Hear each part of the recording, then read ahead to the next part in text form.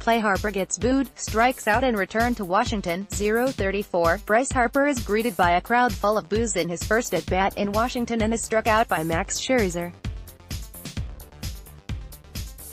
0:34, 8:27 p.m. ETWASHINGTON Better late than never for Bryce Harper's homecoming.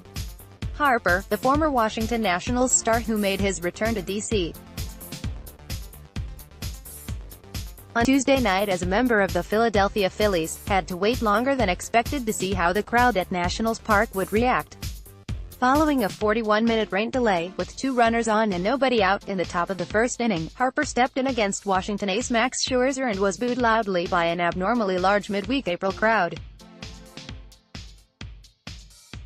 Although there was also a smattering of applause throughout the stadium, which included several right field sections full of Phillies fans who bussed down from Pennsylvania, the predominant reaction was overwhelmingly negative.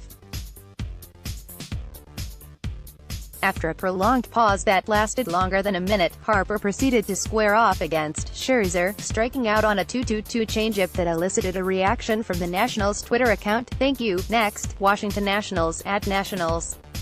April 2, 2019. In an odd twist of fate, because of the inclement weather, Harper's career as a Nats Park visitor began in exactly the same way that his tenure as a resident there ended. During his last appearance in Washington, on September 26, 2018, Harper was standing in the on-deck circle when rain halted the game after the final out of the 7th inning. According to a Washington Post report released on Monday, it was during that September rain delay that Harper received an envelope containing a 10-year, $300 million offer from the Nationals. 5 months later, on March 2, the former MVP inked a 13-year, $330 million contract with the Phillies. Exactly 1 month after that, the 26-year-old outfielder returned to the nation's capital as a visitor for the first time. On Tuesday morning, Harper posted a lengthy Instagram message thanking Nationals fans. View this post on Instagram. If you would have told me 5 years ago I would be walking into Nationals Park as an opposing player, I would have told you that you were crazy. 5 years later, I'm doing just that. I remember the first day I walked into Nats Park. My first base hit. My first home run. And, of course, my first standing ovation. Nationals fans delivered that first ovation. The things that I will miss most are the relationships I gained on a personal level with so many of the Nationals staff and workers around the ballpark. Every day I walked in, I got a smile or shared a laugh with you. I especially want to thank the Lerner family and Mike Rizzo for the unwavering support they showed me during my tenure in D.C. The city of D.C. was home. Filomena's, the Silver Diner, the Italian store, and countless other places helped make it feel like home. You, Nationals fans, made me one of your own for the entire time I was a part of the Nationals organization. I'm so blessed to have been able to play for a fan base that cared so much about our team each and every night. You will always hold a special place in my heart no matter what. I look forward to continuing Harper's Heroes with LLS in the DMV as well as making sure the legacy fields bearing my name are the best youth fields in town. When I run on the field tonight I am sure to hear some boos, but I will always remember the cheers and the screams that are still with me right now, as I start my new chapter. For that, DC, thank you.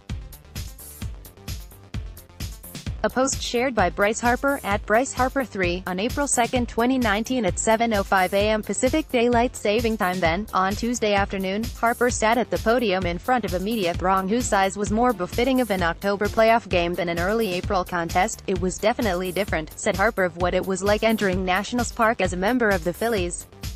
But it felt good, felt normal. After the 3 days in Philly and being a part of that group all spring training, got real familiar with the guys and the city and the fan base. It's been great, just coming to another stadium and try to do my job. Anytime you leave somewhere, you think about coming back.